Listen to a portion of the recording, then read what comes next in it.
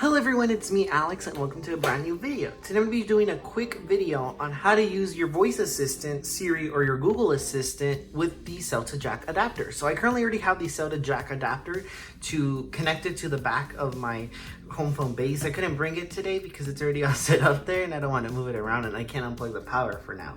So this is the same handset, it's connected to the same base. As you can see, I have service. If I click speakerphone, it works. It's using my cell phone line.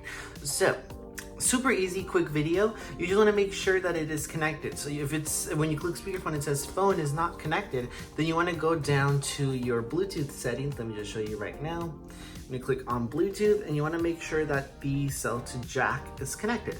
So in this case, I'm using an iPhone, so I'm going to have Siri. If you have a Samsung phone or a Google phone, it's going to be the Google Assistant. So it's super easy. All you need to do is have the Cell2Jack to a power supply and then plug in the telephone line to the back of your phone. For example, for me, is the base station or a landline phone, an older landline phone.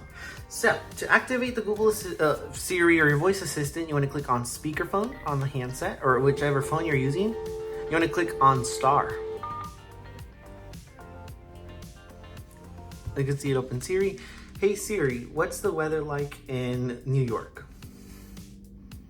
It's currently clear and 74 degrees in New York, New York. Temperature. So as you can see, it's playing through the handset. 62 degrees tonight. And you can see it shows you right here. To get rid of Siri, push on off. And then you can see it dismisses Siri. It's gone. You could also ask it. For example, I have a smart switch plug connected to my phone, so I could use it, for example, to say, turn off the bedroom lights. I'm going to show you right now. So for example, if I was in another room, I just have my home phone. I can click on speakerphone, star, set the bedroom lights to 10%. Okay, setting, all set. And then there it goes. You can see I'm using those lights right now to record, so you can see it got darker. But of course, to do this, you need to have required and supported switches in order to do this. So now let's set our lights back to 100%. So I click on speakerphone. Set the bedroom lights to 100%. Okay, setting, all set. And it's not only for like weather, time, or all that. You could also say, call the nearest, let's say, FedEx office. And it'll give you the phone number and you would just use your regular home phone to do that call. This is a quick video on how to use your voice assistant via the Cell2Jack and your home phone.